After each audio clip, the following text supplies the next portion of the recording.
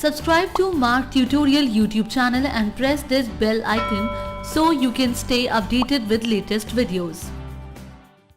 Hello friends, in this tutorial we will learn how to create ledger in Mark ERP.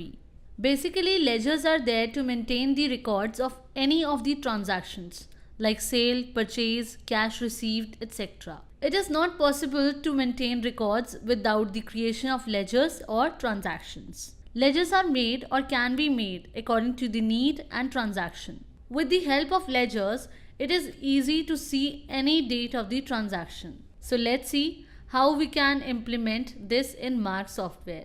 For which we will go to Masters menu, then enter on Ledger Master option. So as we will enter on New Ledger, window of Under Group will be displayed in front of you. From where you will select that group under which you want to create the ledger. From here, you can create sundry debtors, means your customer, sundry creditors, means your suppliers, accounts head like expenses ledger, assets ledger, liabilities ledger, MR master. Means you can create all other heads apart from items, sale and purchase. So we will create ledger for customer, for which we will select sundry debtors from here. So create ledger window will appear in front of you, where the first field is ledger name. Here ledger means you are creating ledger for your customer. So you will mention customer name, and if you are creating ledger for your supplier, then enter the supplier name. So now we are creating ledger for your customer. So we will mention the customer name like Om Distributors, press enter. Then next field is station, means from where your customer belongs. What is his location? Mention the name of that location here.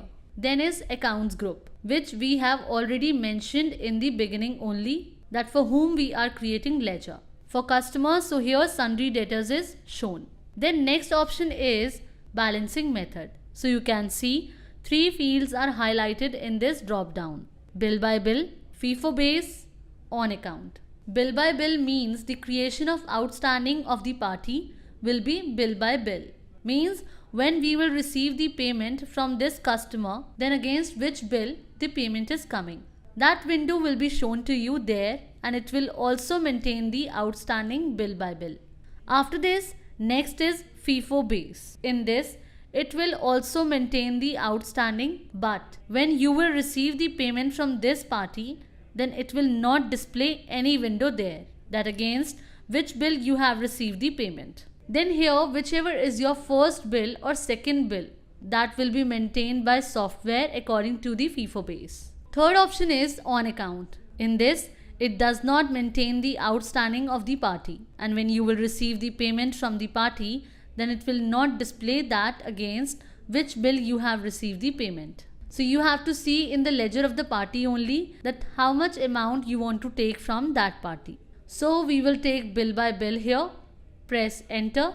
After this, next is opening balance. If we want to take money from the party, so we can mention that amount here in opening balance, and you can choose from here that your amount is in debit or credit. If it is our customer, then we will mention the amount in debit, and if it is supplier, then in credit. Now we will press enter key. After this, next field is mail to.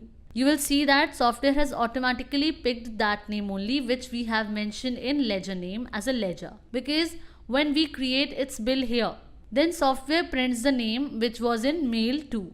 That will be displayed on the top of the bill. Then we will press enter key. Next is address. Here we will mention the address of the customer. Then we will mention the PIN code of that area of which your customer belongs. Then we will press enter. After that, we will enter the email address of the party. Then we will press enter. Then is the field is website. If the party has created any website, then you will mention the address of that website here. Press enter.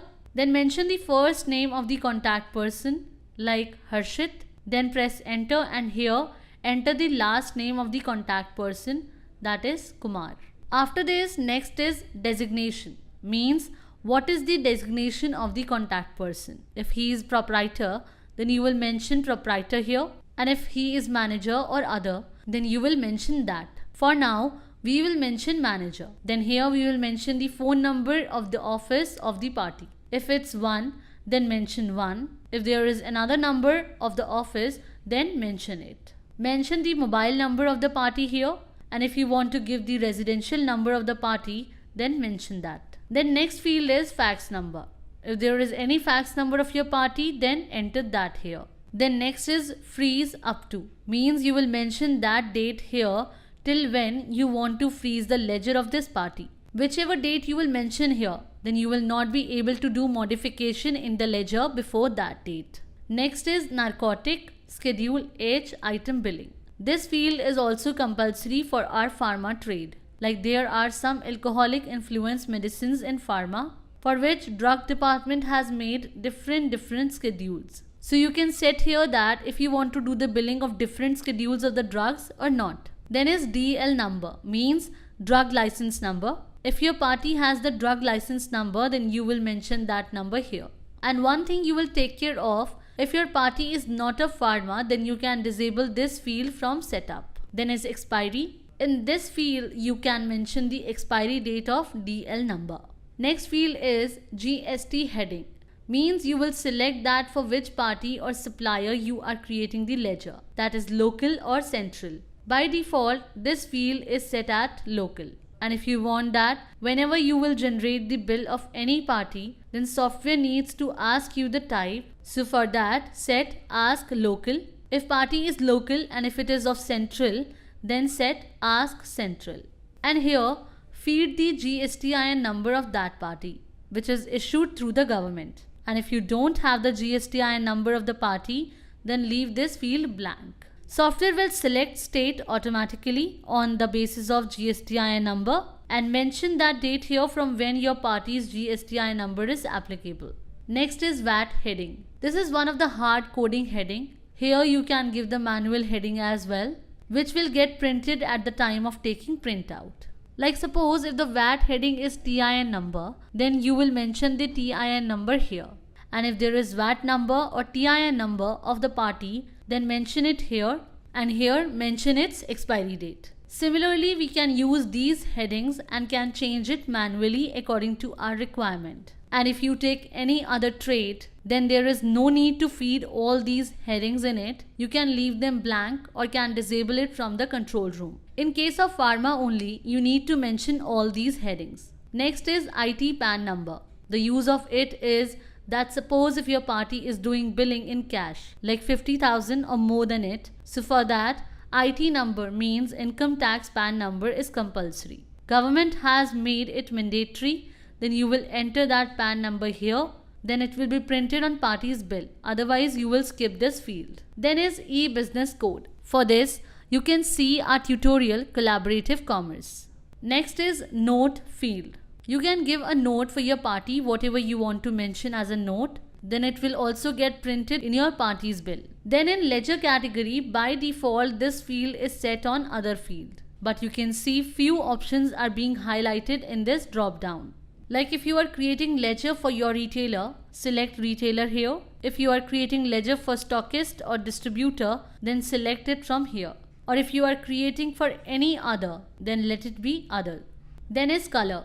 By default, this field is normal. You can choose color for the ledger of your party. Like suppose your party purchases more from you, gives more benefit to you, so you can mark it with red color or can choose any color according to you. Or any party who gives payment late, make issues to give payment or borrow the goods, so you can define any color for that particular party. Then is state. Software picks the field automatically. When you feed GSTIN number of the party in GST field, software will select the state of your party on that base. And if your party is unregistered, then press N in that case. So this window will appear in front of you and you can select the state of this party.